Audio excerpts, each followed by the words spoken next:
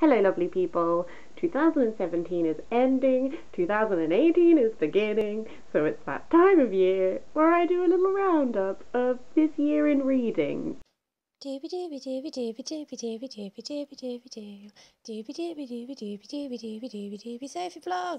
Previous years what I've done is at the start of each year I set myself 10 books that I want to read in that year, and at the end of each year I do a little roundup video where I talk about the 10 books slash however many I actually read. I don't know whether to do that this year, because all the books that were in my 10 books that I have actually read, they have either been talked about already in book chats, or they will be talked about in future book chats just as soon as I edit and post them. So, if you would still like me to do like an all-in-one condensed roundup, let me know, I'll record that. Otherwise, I'm just going to talk about like general reading, and because it's been a weird year. So, to sum up my 2017 for you, I started 2017 unemployed. I lost my job at the end October 2016, and the end of October, and so then I had November, December unemployed, January, February unemployed, and then at the start of March I started my job.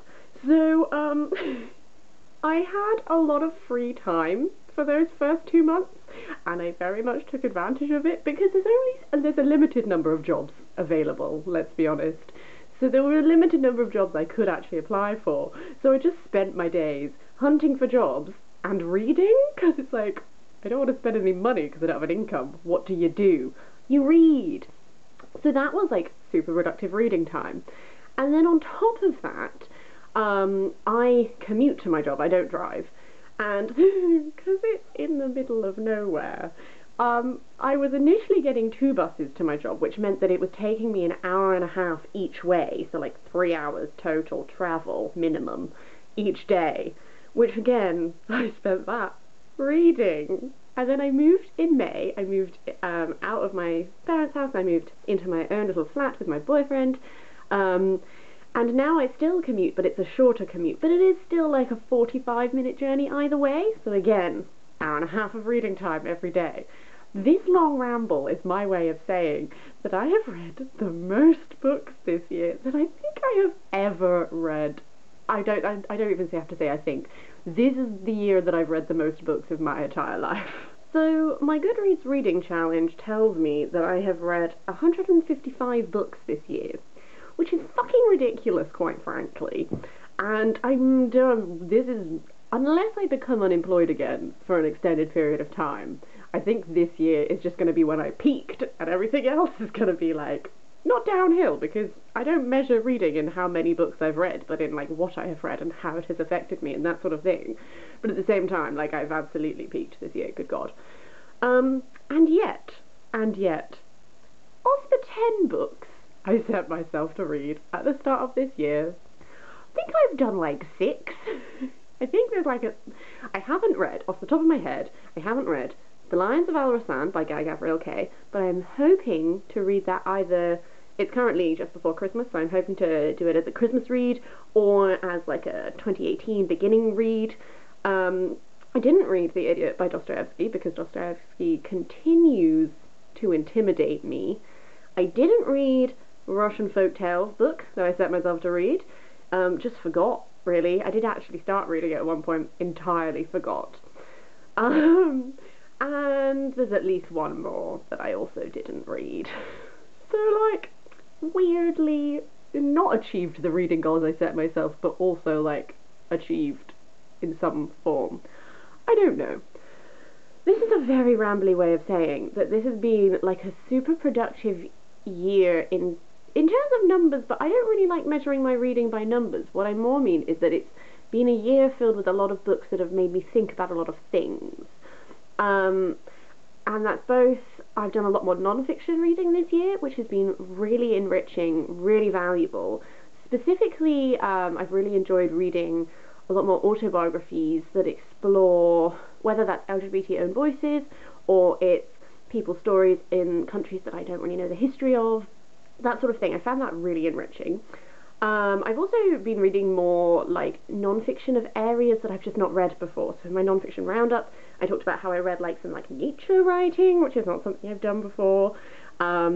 And I've dipped into like some more like academic texts, like Queer Politics in Weimar Era Germany, or whatever that book was called, by Clayton J. Wisnant. Again, that was a little bit more of like an academic university text, which I just haven't dipped into since university. So that's been really, I feel like that's been really enriching. I feel like that's really got me thinking about a lot more things and actively learning and all that sort of thing. I've also read a lot more of these books that I've just had for ages that I've not read.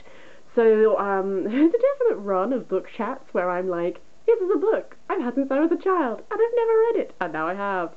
So that was interesting, but also means I've read such a mixed bag. Like, I feel like 2016 I just read books that I liked. I just prioritised books which I knew I was going to enjoy, and I did, and it was a lovely year of reading.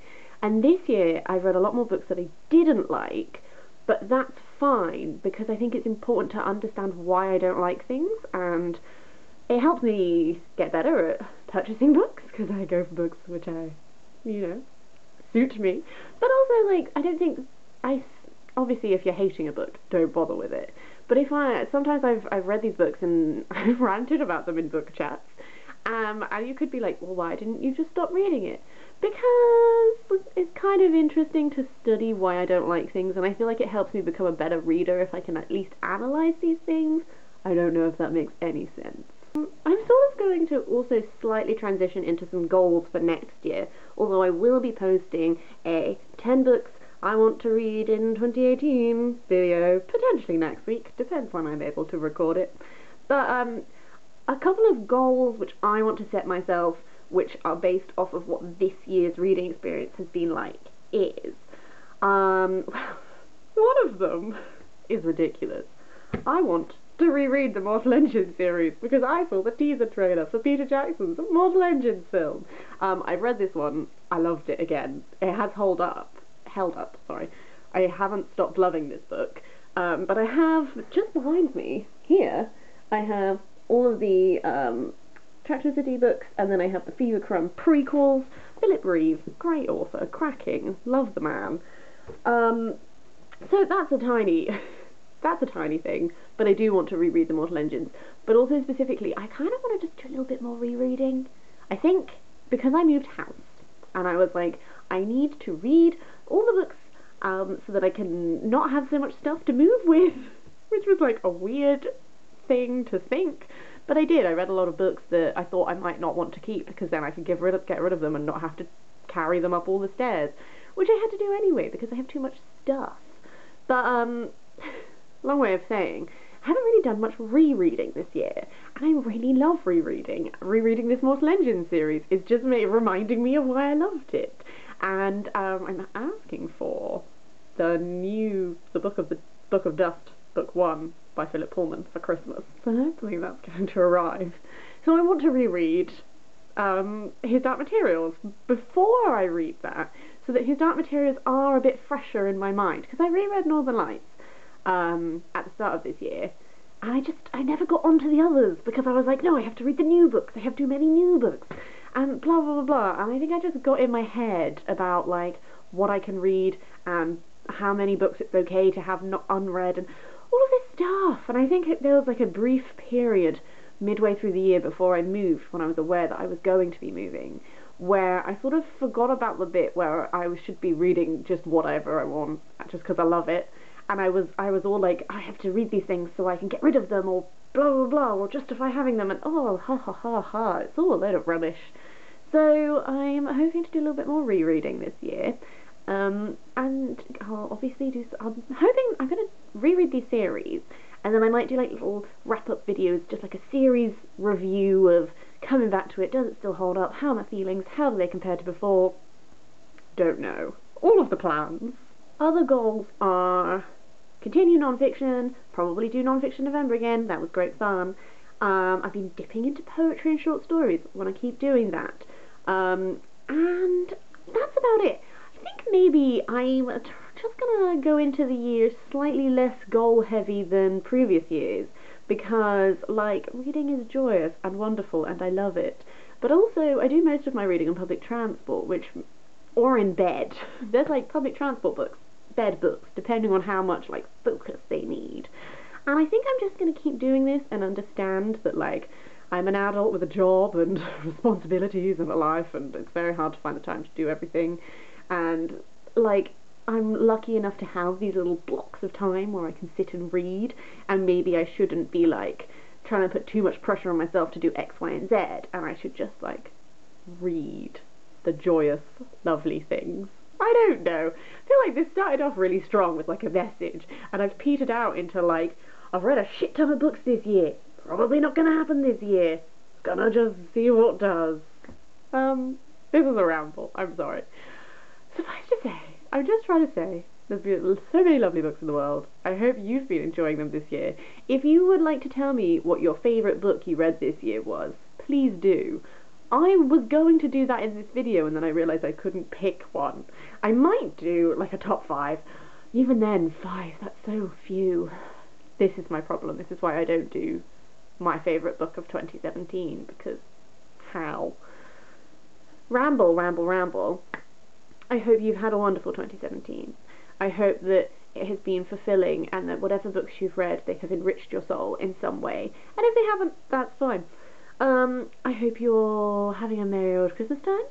I will see you next week for hopefully the 10 books I want to read in 2018. The only reading goal I will set myself, and I probably won't stick to it. Ha ha ha! Have a lovely week.